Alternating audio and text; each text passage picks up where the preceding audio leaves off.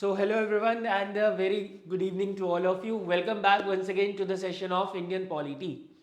In today's session guys we are going to discuss the second part of constitutional bodies. पिछली class में हमने कुछ constitutional bodies पढ़ी थी और जो बाकी बची हुई हैं वो हम आज पढ़ेंगे. आज के सेशन में हम बात करेंगे नेशनल कमीशन फॉर एससीज, National commission for STs, National commission for backward Classes, Attorney general of India, Advocate general of State, CAG and Election commission of India.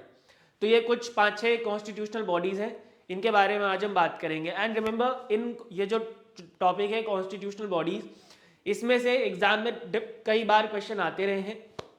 There are so many question that have been asked from this topic constitutional body. So आपको ये बहुत अच्छे से और बहुत ध्यान से सुनना है और समझना है. Okay, so let's begin with the session and let's first of all talk about the national commission for SC. once again, National Commission for SC and National Commission for ST together. We are talking about both of these bodies together because most of the functions, most of the provisions are overlapping. बहुत similar sorry, बहुत सारे similar provisions हैं, तो एक साथ ही बात कर लेंगे, जल्दी जल्दी खत्म हो जाएगा.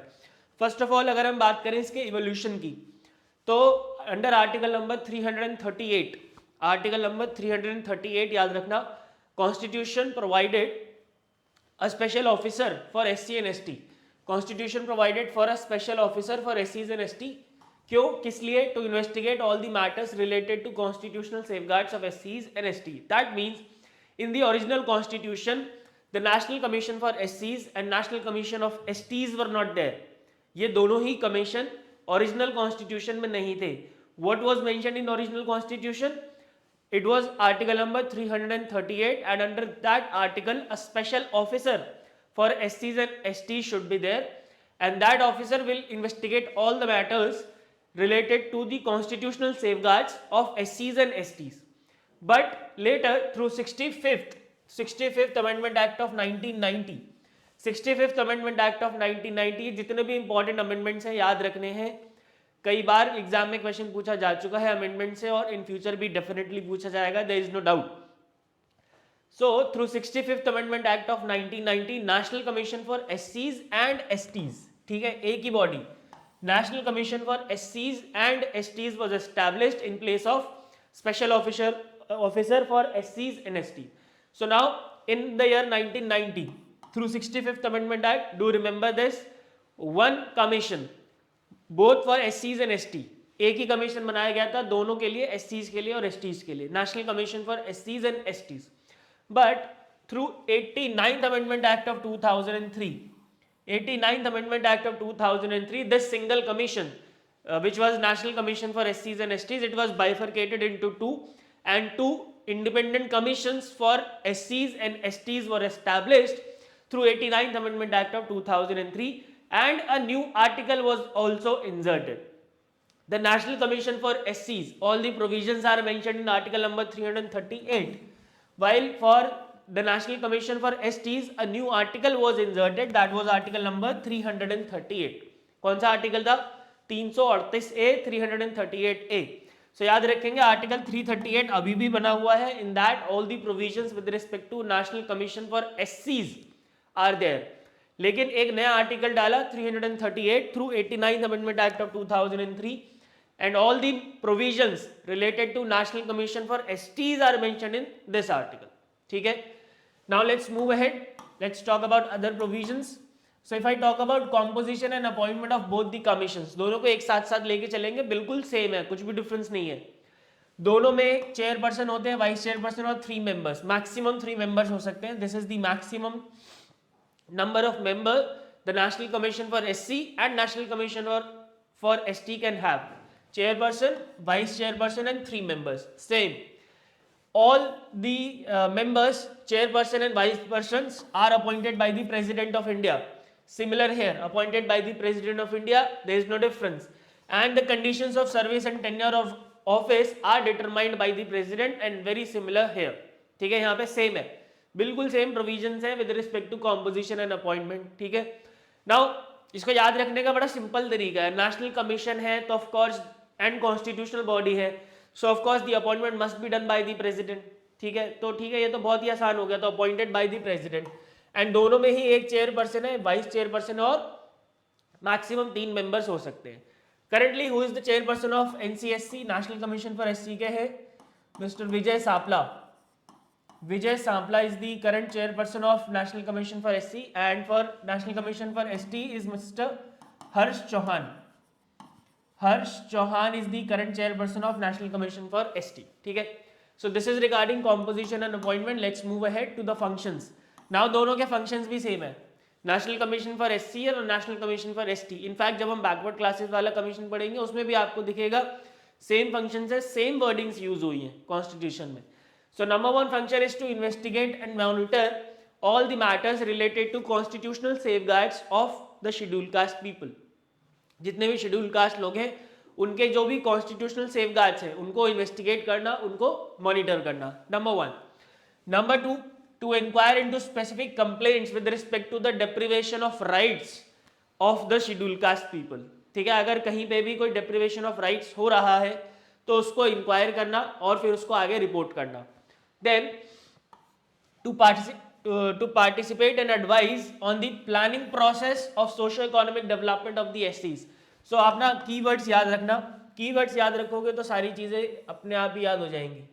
ठीक है, यहाँ पे क्या है, constitutional and legal safeguards of एससीज को इन्वेस्टिगेट और मॉनिटर करना. यहाँ पे क्या है, specific complaints with respect to the deprivation of rights of एससीज. यहाँ पे क्या है, to participate in the planning process of socio economic development of एससीज. See this is also required because we all know कि एससीज जो कि हमारे देश का जो इतना खराब कास्ट सिस्टम है आज भी है और हिस्ट्री में तो बहुत ही ज़्यादा खराब था, जिसकी वजह से जो एससी और एसटी हैं उन्होंने काफ़ी ज़्यादा सहा है. तो उनको अपलिफ्ट करने के लिए there is a need of their socio economic development and for that there is a planning required and उस प्लानिंग का पार्ट होता है National commission for SC. Similarly to make recommendation as to measures that should be taken by the state और the union for the effective implementation of the policies of the welfare policies for एससीज. जो भी welfare policies एससीज के लिए बनाई गई हैं, सिर्फ policy banana is not sufficient, उसका इम्प्लीमेंटेशन भी होना बहुत ज़रूरी है. अब मैं आपको कहता हूँ कि मैं आपको 100 रुपये दूंगा, ठीक है, तो ये सिर्फ कहने से ही नहीं होगा कि मैं आपको 100 रुपये दूंगा. जब तक मैं आपको 100 रुपये दे नहीं दूंगा तो जब तक वो जो मेरा स्टेटमेंट है वो इनफ नहीं होगा. राइट. सो उसी तरीके से पॉलिसीज बनाना ही काफ़ी नहीं है. There is a need of effective implementation of these policies also. ठीक है, बिना इफेक्टिव इम्प्लीमेंटेशन के कोई मतलब नहीं है. आप जितनी मर्जी पॉलिसी बनाते रहो, जितने मर्जी एक्ट्स बनाते रहो, जितनी मर्जी कमीशंस बनाते रहो, कोई मतलब नहीं है उसका. Alright. So it also recommends on the measures that should be taken for the effective implementation of welfare measures for एससीज. ठीक है. सिमिलर फंक्शंस होते हैं किसके, नेशनल कमीशन फॉर एसटी के सिमिलर फंक्शंस होते हैं. यहाँ पे जहाँ जहाँ वर्ड एससी था वहाँ यहाँ पे क्या क्या वर्ड आ जाएगा, एसटी आ जाएगा, एंड दैट्स इट. बिल्कुल सिमिलर फंक्शंस हैं. So I will not repeat that, बिल्कुल सेम है.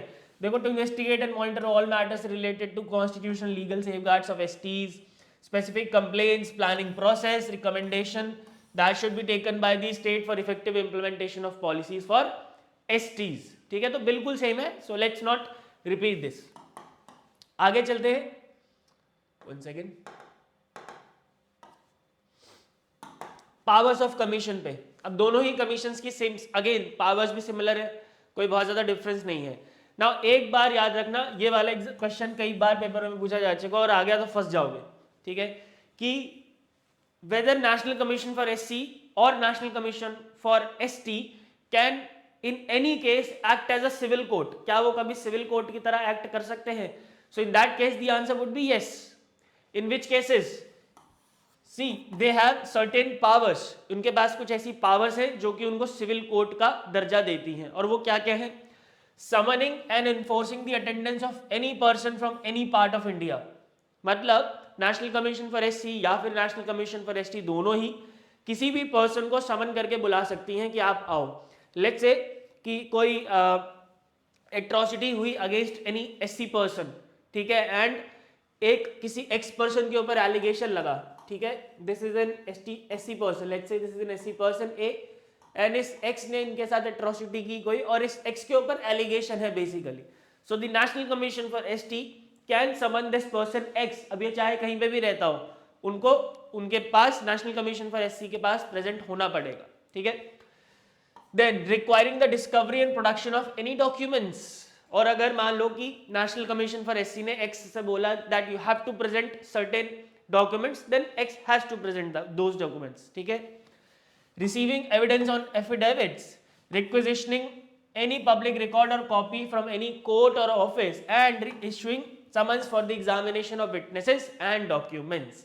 See, all these things are part of are the functions of court, and since these are being performed by the National Commission for SCs and STs, that's why they sometimes act as a civil court, ठीक है। ये कभी कभी civil court की तरह behave करते हैं, act करते हैं। ऑलराइट, सो अगर एग्जाम में पूछा जाएगा कि there are certain cases when National commission for एससीज and STs act as a civil court, so yes, the answer would be yes, in these cases the National Commission for SCs and STs act as a civil court. All right, so this is regarding the powers of commission. Now let's talk about the National Commission for Backward Classes. I hope National Commission for SCs and STs clear है, और याद रखना ये जो powers हैं दोनों की है। यहाँ लिखा हुआ मैंने powers of the commissions, मतलब दोनों का, नेशनल कमीशन फॉर एससीज का भी और एसटीज का भी। अब आगे चलते हैं, बात करते हैं national commission for backward classes की, ठीक है ना। अगर आपको नेशनल कमीशन फॉर एससीज और एसटीज समझ में आ गया है तो बैकवर्ड क्लासेस भी समझ में आ जाएगा। See again, in the original constitution there was no mention of national commission for backward classes.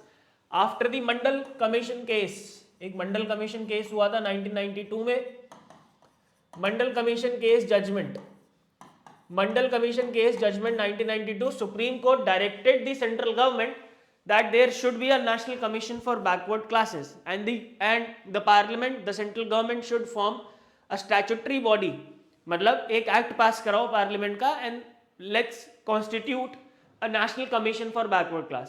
So accordingly, as per the directives of Supreme Court, in the year 1993, the parliament passed an act and National Commission for Backward Class was established, but it wasn't a constitutional body that time, it was a statutory body because it was established through an act of parliament, ठीक है। ये difference पता है ना। Statutory body का मतलब होता है any body which is established through an act of parliament, उसको हम स्टैट्यूटरी बॉडी बोलते हैं, ठीक है। So in the year 1993 this NCBC was established but as a statutory body, but in the year 2018 through 102nd Amendment Act, the government granted National Commission for Backward Classes a constitutional status and inserted a new article number 338B in the constitution, which deals with the provision of NCBC, जो कि किससे deal करता है, NCBC से deal करता है, ठीक है। So I hope this is clear. Now let's talk about the composition and appointment. बिल्कुल सेम है जैसा कि हमने SCs और STs के लिए पढ़ा था, बिल्कुल same. Chairperson, vice chairperson and 3 members. Current chairperson is Mr. Bhagwan Lal Sahani.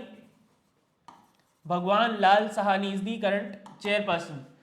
Appointed by the president, and conditions of service and tenure are determined by the president. मतलब there is no fixed tenure, कोई fixed tenure नहीं होता इनका, ये भी याद रखना।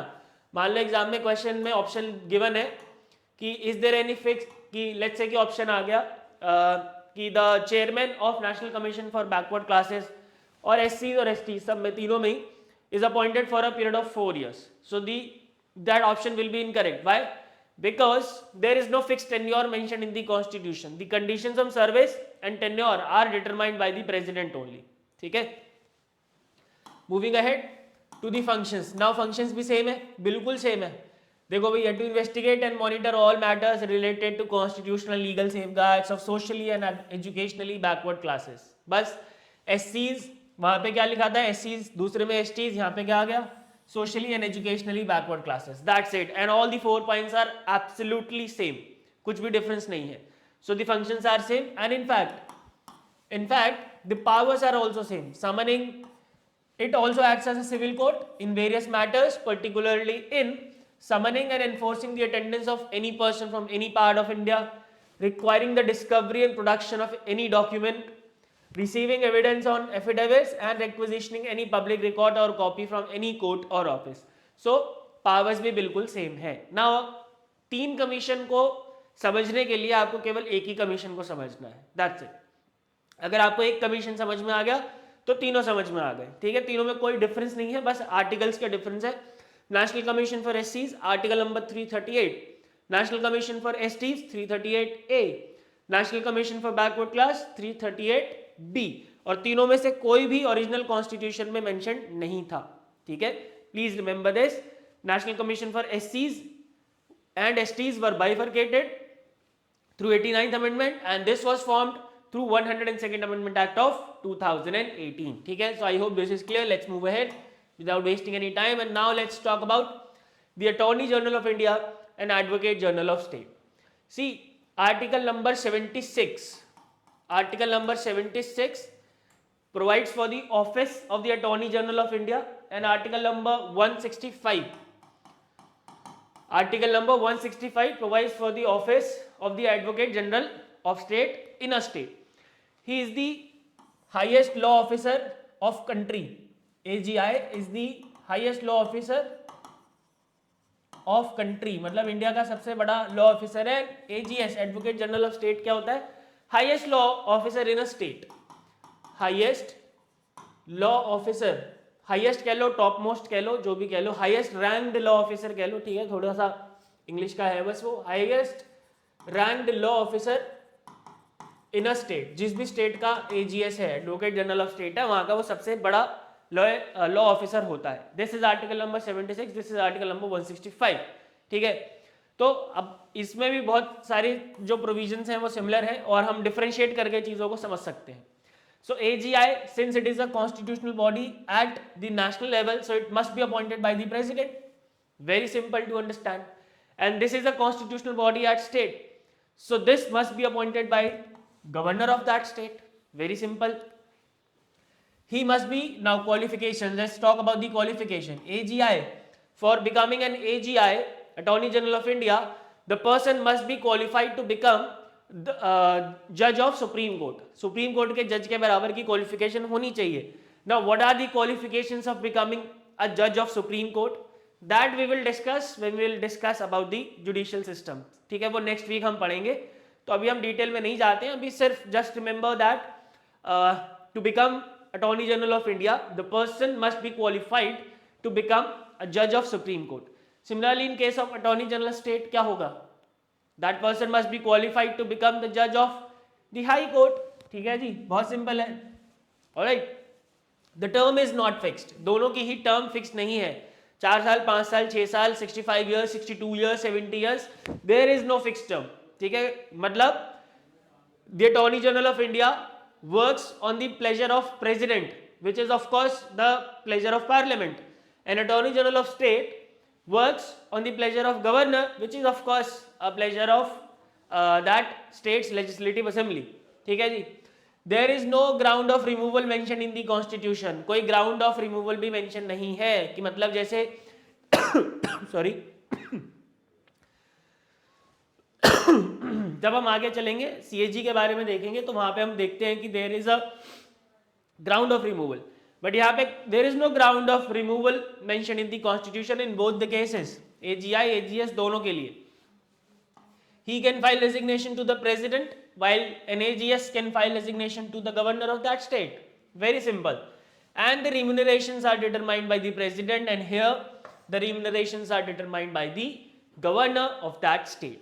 So I hope guys this is clear, and of course there is no rocket science in this।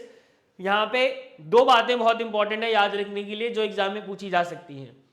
To remove an attorney general of India, to remove the attorney general of India there is no ground mention in the constitution. Similarly for removal of attorney general of state, advocate general of state, there is no ground mention. Second important thing that the term of both the offices is not fixed, दोनों की जो term है वो fixed नहीं है, मतलब they works on the pleasure of president and Governor respectively. Alright, and who is the current Attorney general of India by the way? K Venugopal. के Venugopal is the current Attorney General of India. Now let's move ahead to the functions. Functions are similar. There is no difference, major difference ये बस national level के लिए हो जाते हैं, state level के लिए हो जाते हैं। तो advocate general of attorney general of India to advise government of India on legal matters, ठीक है। गवर्नमेंट ऑफ इंडिया को लीगल मैटर्स के ऊपर एडवाइस करने का काम है किनका, एजीआई का। बट एजीएस का कहाँ हो जाएगा, स्टेट में हो जाएगा, very simple, to advise the state government on legal matters. Now अब यहाँ पे भी देखो ये दो अलग अलग चैप्टर्स हैं, पर आपने एक चैप्टर पढ़ा तो आपके दो चैप्टर कंप्लीट हो जाएंगे। सो थोड़ा सा स्ट्रेटेजिकली पढ़ना चाहिए हमें, ऐसे नहीं कि कुछ भी पढ़े जा रहे हैं। Alright, to appear on behalf of government of India in all the cases in Supreme Court or in High Court if required। मतलब गवर्नमेंट ऑफ इंडिया की तरफ से जो वकील होते हैं वो कौन होते हैं, अटॉर्नी जनरल ऑफ इंडिया होते हैं। बट आजकल सॉलिसिटर जनरल ऑफ इंडिया आ गए हैं, SGI, solicitor general of India, जो कि अभी तुषार मेहता है। Solicitor general of India, remember it is not a constitutional body, ये कॉन्स्टिट्यूशनल बॉडी नहीं है, ये पार्लियामेंट ने बना दिया था to assist the office of attorney general of India, ठीक है। बट ऑफ कोर्स ये जो सॉलिसिटर जनरल ऑफ इंडिया है ये किसके बिहाफ में जा रहे हैं, सुप्रीम कोर्ट में या हाई कोर्ट में, of course on the behalf of attorney general of India, ठीक है। So it is the duty of attorney general of India to appear on behalf of the central government in any case in Supreme Court or in High Court if required. And similarly, the Advocate General of State has the duty to appear on behalf of the government of that state in any High Court, ठीक है, to represent the government of India, High Court या फिर, अच्छा एक बात बताओ, let me ask you a question, let's say कि there is a case between union government and state government. अगर यूनियन गवर्नमेंट और स्टेट गवर्नमेंट में कोई बीच में कोई लफड़ा हो गया, ठीक है, लेट्स से कि कर्नाटका के चीफ मिनिस्टर ने यूनियन गवर्नमेंट के अगेंस्ट कोई केस फाइल किया, union of India, union government जो सेंट्रल गवर्नमेंट है, सॉरी सेंट्रल गवर्नमेंट के अगेंस्ट कोई केस फाइल किया, तो इन दैट केस क्या होगा, ये जो एडवोकेट जनरल ऑफ स्टेट है, और मान लो कि ये केस कहाँ चल रहा है, सुप्रीम कोर्ट में चल रहा है, कहाँ पे चल रहा है, सुप्रीम कोर्ट में ये केस चल रहा है, तो क्या कर्नाटका के सीएम की तरफ से एडवोकेट जनरल ऑफ स्टेट जाएंगे या नहीं जाएंगे, ये आपको लिख के बताना है कमेंट में, ठीक है। अगर आपको पता है तो बताना, नहीं पता है तो कोई दिक्कत नहीं है, मैं आपको अगली क्लास में बताऊंगा, थोड़ा सा सोचो, ठीक है, कि क्या होगा। To appear on behalf of the state government in all the cases in any court of law within the state, and यहाँ पे तीसरा है to represent the government of India in any reference made by the president to supreme court under article 143। अगर आपको याद हो तो हमने पढ़ा था article 143 reference, under article 143 reference by the president can be Saint to supreme court asking any question, ठीक है। जैसा कि बेरूबारी यूनियन केस क्या था, वो रेफरेंस ही तो था, इसीलिए तो बेरीबारी यूनियन के आगे हमेशा आरी लिखा हुआ होता है, बेरूबारी यूनियन केस, ठीक है, ये रेफरेंस था। डॉक्टर राजेंद्र प्रसाद ने पूछा था सुप्रीम कोर्ट से कि क्या हम बेरूबारी यूनियन को ईस्टर्न पाकिस्तान को दे सकते हैं या नहीं दे सकते हैं, ये तो बताओ। तो जब भी प्रेसिडेंट कोई सवाल पूछता है सुप्रीम कोर्ट से, so that is under article number 143, and that case from the government of India side. So in this case, जैसे बेरूबारी यूनियन केस था, from the government of India side who appeared the attorney general of India. But of course this can not be possible in case of state government, because ये 143 की power किसके पास है, केवल president के पास है। And to perform other duties of legal character assigned to him by the government, similarly to perform other duties of legal character assigned to AGs by the state government, ठीक है। So these are the functions of AGI and AGS. Now there are two important rights which are conferred on the office of Attorney General of India and Advocate General of State. So Attorney General of India के पास right to speak है, he has the right to speak and to take part in proceeding of both the house of the parliament, both the house of the parliament, याद रखना, not only in Lok Sabha और राज्य सभा, he can take part in the proceedings of both the house of the parliament and in any committee of which he is a member, ठीक है, but without the right to vote, उसके पास कोई voting right नहीं होते। Similarly, AGS has the right to speak and take part in proceedings of the state legislature or any committee of the state legislature of which he is a part, but again without the right to vote, उनके पास voting का right नहीं होता है, ठीक है। And the Attorney General of India enjoys all the immunities and privileges enjoyed by a member of parliament, and similarly Advocate General of State enjoys all the immunities and privileges enjoyed bye N MLA. ठीक है, तो of course यहाँ पे MP तो नहीं आ सकते, ये तो बहुत लॉजिकल सी बात है ना, यहाँ तो एमएलए ही आएगा ना भाई, ये तो एडवोकेट जनरल ऑफ स्टेट है, इसके पास एमपी की इम्यूनिटी कैसे हो सकती है यार, समझ रहे हो बात को। ठीक है, so there are certain things which are logical, जो कि हमें अपने दिमाग से एग्जाम में टैकल करनी होती है। मान लो यहाँ पे एमपी लिखा हुआ जाता ऑप्शन में और तुम कहते नहीं नहीं यार ये बात तो सही है, तो ये बात ऑफकोर्स ये बात गलत है। ठीक है, आगे चलते हैं। Now let's talk about CAG, controller and auditor general of India. Who is the current CAG? It's mister Girish Chandra Murmu. Girish Chandra Murmu who was the first lieutenant governor of Ladakh. ठीक है, तो सीएजी का जो ऑफिस है अंडर आर्टिकल नंबर 148 बनाया गया है। Under article 148 there are the provisions of the office of CAG talking about the appointment and term. So of course the CAG must be appointed by the President of India. Very easy to understand this. Constitutional bodies है, national level पे है, तो President of India appoint करेंगे। ही जो term है वो कितनी होती है, या तो 6 साल या फिर 65 ईयर्स ऑफ एज, जो भी जल्दी आ जाए।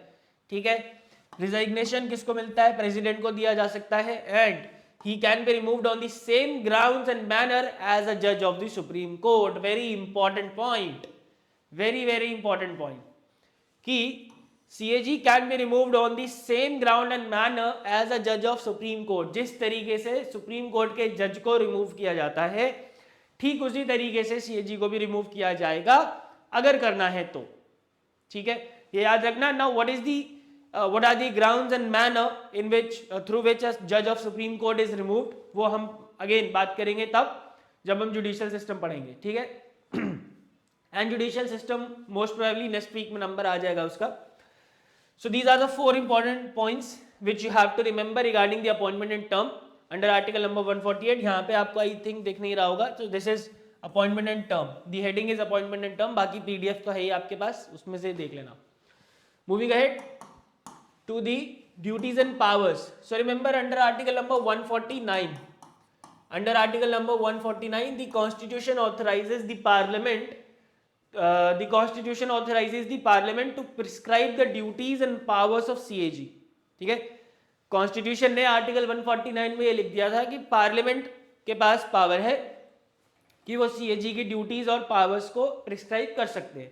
सो अकॉर्डिंगली पार्लियामेंट ने एक्ट पास किया, that is CAG's duties powers and conditions of service act 1971, and इस एक्ट के थ्रू सारी ड्यूटीज एंड पावर्स डिफाइंड है CAG की।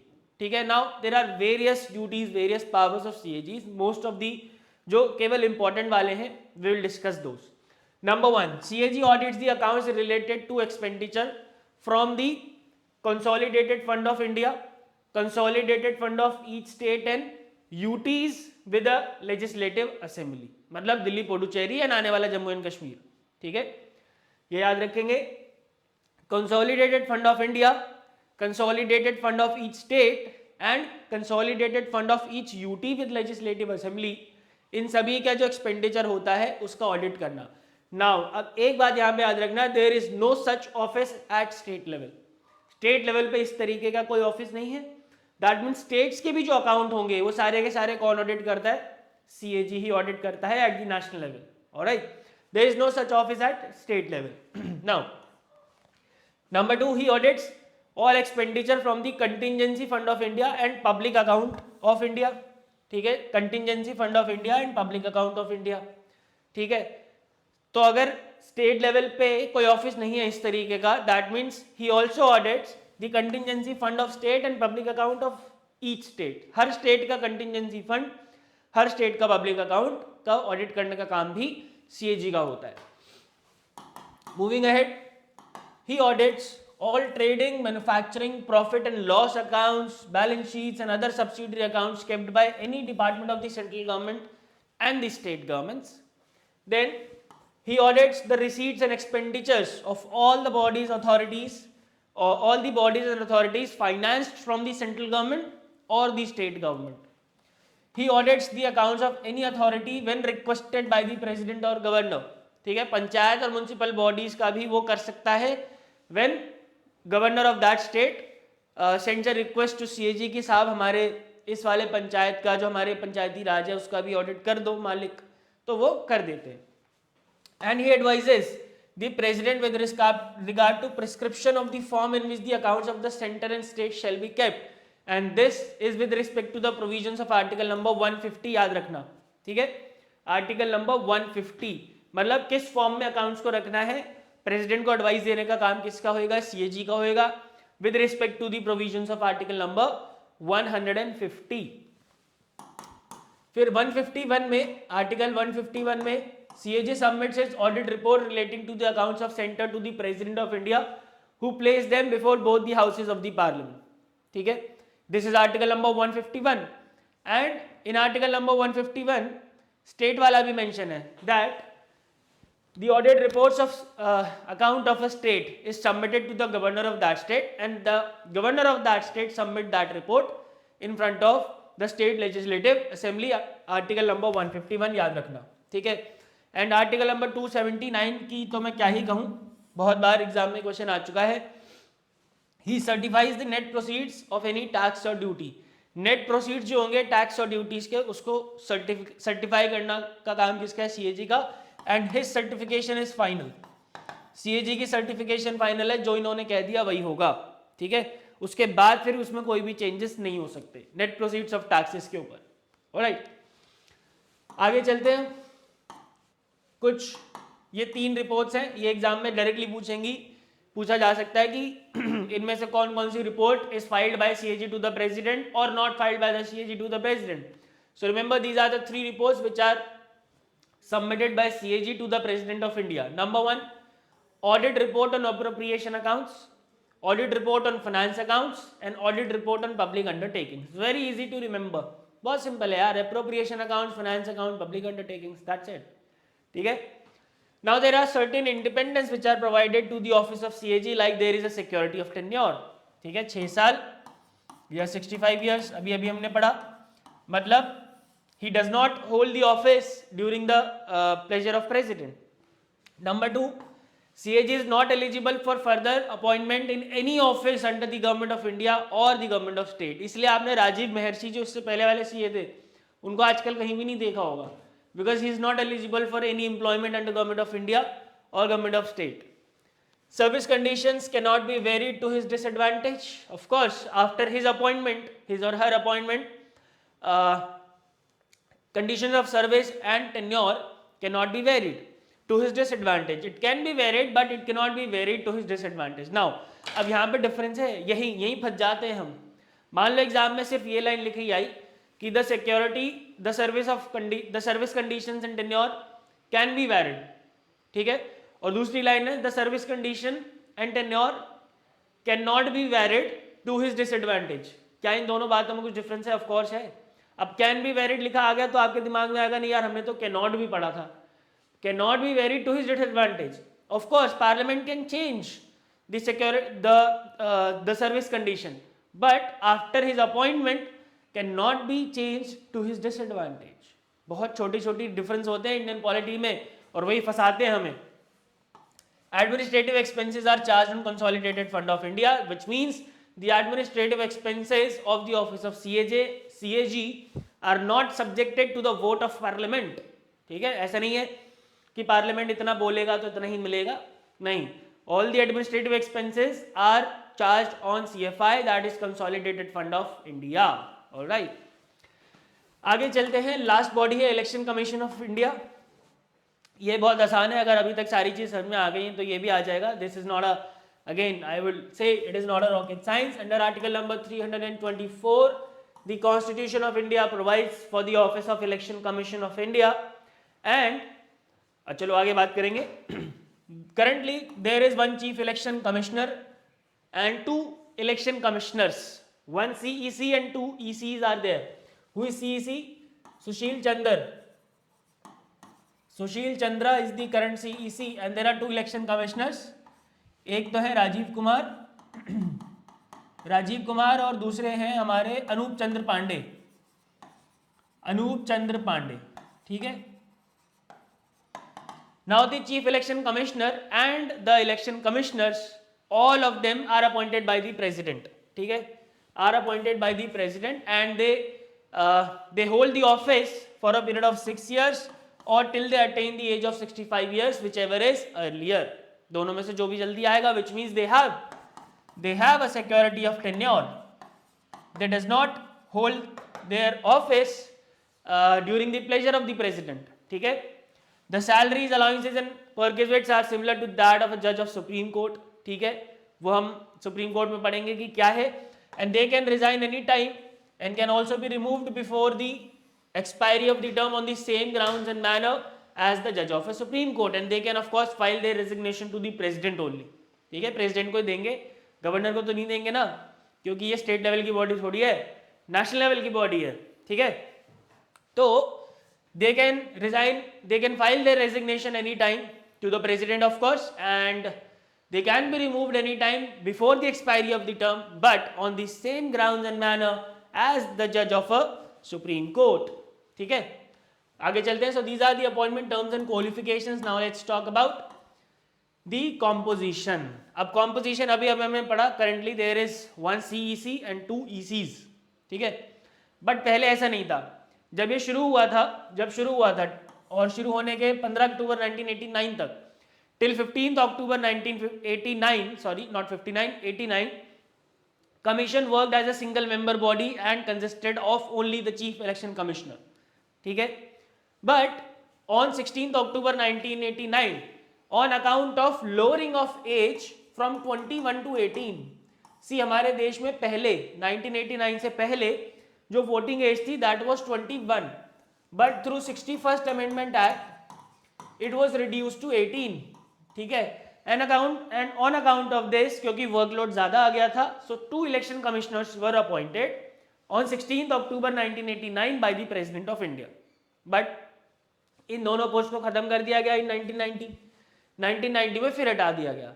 Again in the year 1993 a need was felt that there should be 2 election commissioners, तो फिर 2 election commissioners को appoint किया गया 1993 में. And since then till now the election commission is working as a multi membered body consisting of 1 chief election commissioner and 2 election commissioners. ठीक है, तो ये याद रखना इंपॉर्टेंट है. आगे चलते हैं, पावर्स एंड फंक्शंस.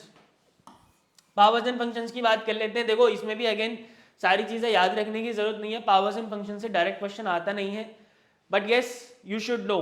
ठीक है, एक जब मेरे मुंह अब सुन लोगे मेरे से एक बार और एक बार पढ़ लोगे तो आइकॉनिक व्यूज और इकोइक व्यूज दोनों में वो चला जाएगा. तो इसलिए या तो आप सुनी हुई चीज को याद कर पाओगे या देखी हुई चीज को याद कर पाओगे. ठीक है, during the exam. So election commission of India directs and controls the entire. अच्छा, पहली बात तो ये है, पहली चीज तो ये है, ये बहुत इंपॉर्टेंट बात है, याद रखना. Election commission of India is only concerned with the election for parliament, Lok Sabha and Rajya Sabha दोनों, for state legislatures, for the office of the president and for the office of the vice president. तो अब आप सोच रहे होगे कि बचा क्या, सब तो हो गया. बचा भाई, पंचायत बचा कि नहीं बचा, म्युनिसिपैलिटीज बचा कि नहीं बचा.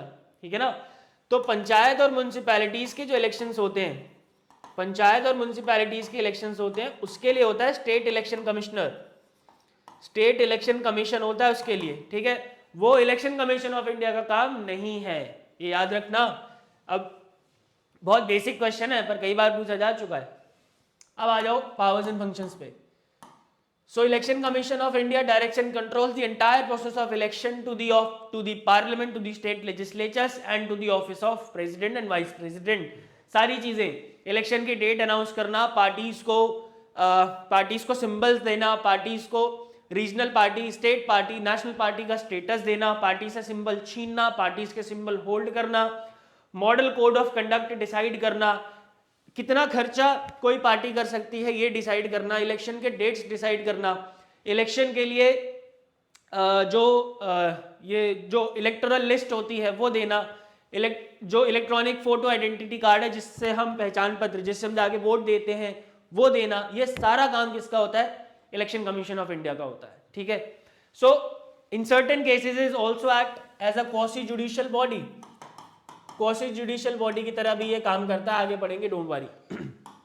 Second, to decide the election schedules for the conduct of periodic and timely elections whether general और by elections, ठीक है, by elections, ठीक है जी। ये सारे जितने भी इलेक्शंस होते हैं, चाहे बाई इलेक्शंस हो, चाहे जनरल इलेक्शन हो, चाहे स्टेट लेजिस्लेचर के इलेक्शंस हो, चाहे प्रेसिडेंट हो या वाइस प्रेसिडेंट हो, इन सबका शेड्यूल वगैरह डिसाइड करने का काम किसका है, ईसीआई का।